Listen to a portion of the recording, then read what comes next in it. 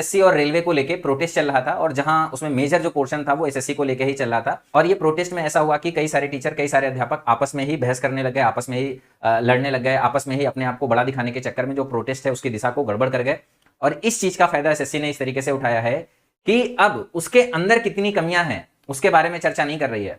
अब तो उसने सीधे सीधे मुद्दा बना दिया है कि ये जो कोचिंग माफिया है ये अपने फायदे के लिए बच्चों को भड़का रही है। अगर बात छात्र यूनिटी और अगर किसी के हक की बात आती है तो पहले भी देश में एकता दिखाई गई थी और आज भी देश में एकता दिखाई जा सकती है। हालांकि मैं चाहता हूं कि सारे के सारे शिक्षक, सारे के सारे बच्चे अचानक से वार ना करें, मतलब जैसे अभी है तुरंत वार ना करने चले जाएं कि नहीं भैया आप जो बोलो गलत बोलो।